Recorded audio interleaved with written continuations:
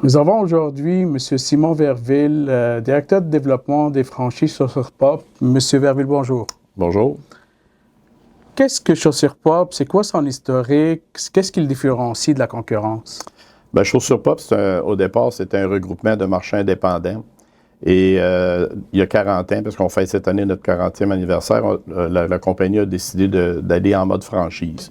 Alors, on est un regroupement de marchands indépendants qui sont devenus des franchises. Puis nous, notre mission, c'est vraiment d'offrir une expérience magasinage diversifiée à nos clients en leur donnant une grande variété de produits, autant dans la femme, hommes et enfants. Le critère de sélection d'un franchisé Chaussures Pop, c'est quoi? Est-ce qu'il faut qu'il soit dans le domaine? Pas nécessairement. La première étape qu'on recherche, c'est des gens passionnés du commerce de détail. Alors, quand les gens ont une passion du commerce de détail, on est capable de les accompagner, de leur donner la formation et l'expérience pour réussir en affaires dans ce domaine. Et après ça, tous les franchisés sont accompagnés par un superviseur. Alors, le superviseur au niveau des ventes, leur rôle, le superviseur, c'est vraiment c'est la personne ressource au niveau de notre organisation pour développer le service à la clientèle, développer le merchandising de leur magasin, et ainsi de suite. Approvisionnement, là, je sais, Chaussures Pop, c'est un gros réseau. Est-ce qu'il y a des avantages? Il y a des avantages. Si on se compare à la concurrence, on est un mix de brand name et de marques exclusives. Alors, on a des acheteurs qui parcourent le monde pour être capables de regrouper des collections. Contrairement à beaucoup de marchands, on a un créneau très ouvert parce qu'on dessert vraiment autant l'enfant que la personne plus âgée. Alors, nos collections sont bâties en conséquence. Alors, souvent, il y a des magasins qui sont spécialisés soit dans l'enfant ou soit dans le confort, mais nous, c'est une gamme de produits qui répond à toute la clientèle potentielle qui sont à la recherche de chaussures. Une fois devenu franchisé Chaussures Pop, combien ça coûterait pour en devenir en premier? Puis, qu'est-ce que le franchisé va s'attendre à un revenu dès les premières années, là? Bien, officiellement, tout dépendamment des secteurs. La première étape veut dire, oui, il y a un droit de franchise. Le droit de franchise est de 35 000. C'est un droit qu'il paie une fois dans sa vie. Veut dire, il n'y a pas de frais additionnels de droit de franchise. C'est des contrats de 7 ans, dans un premier temps. 7 ans, mais c'est renouvelable automatiquement. C'est sûr qu'il y a des redevances à payer selon les ventes. Nous, on est capable, quand on part un magasin, de faire une bonne analyse du marché puis établir ce qu'on appelle le point mort de rentabilité d'un magasin. Alors, en respectant certains standards. Alors ça, ils sont accompagnés à ce niveau-là de bien planifier, premièrement, le loyer. On fait une négociation de loyer très serrée pour avoir un loyer à prix abordable. Et après ça, la masse salariale à dépenser à l'intérieur du magasin proportionnellement aux ventes. Ils sont accompagnés aussi au niveau de marketing. On a un département quand même de marketing qui prépare toutes les promotions de l'année qu'ils doivent avoir dans leur magasin pour ramener la clientèle dans leur magasin. On fait 2 fois par année une convention d'achat qu'on appelle. Tous les marchands sont regroupés pendant quelques jours dans un hôtel pour, premièrement, voir les collections qui vont être présentées pour l'année suivante. Nos acheteurs ont déjà bâti des collections avec des comités de sélection. C'est pas seulement les acheteurs qui prennent la décision. Le comité de sélection, il y a des membres qui participent à la sélection. Puis 2 fois par année, quand c'est présenté ces collections-là, ils ont même un budget d'achat qui leur sont préparés selon les ventes potentielles de leur magasin.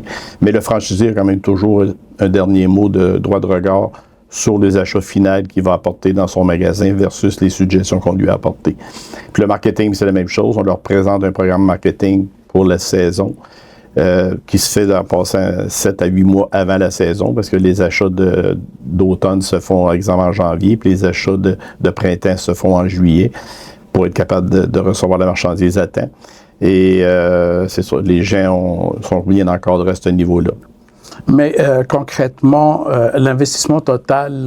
L'investissement total va varier selon le chiffre d'affaires. C'est sûr, comme je disais tantôt, il y a un droit de franchise de 35 000. Après ça, selon l'aménagement du magasin, ça peut coûter 150 000, 200 000 d'aménager le magasin, tout dépendamment du local.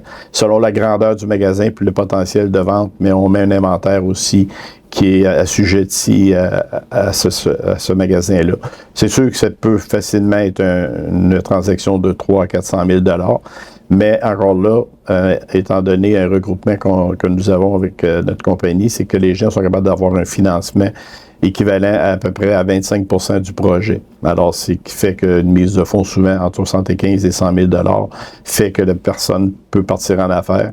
On est capable, contrairement à si quelqu'un aimerait partir indépendant, nous, on est capable d'avoir un financement sur les inventaires jusqu'à 75% des inventaires et sur les améliorations locatives, un financement jusqu'à 90% des améliorations locatives. Puis après ça, on leur présente un prévisionnel. Alors, selon les ventes qu'ils font, ils voient le profit qu'ils réalisent à la fin de l'année.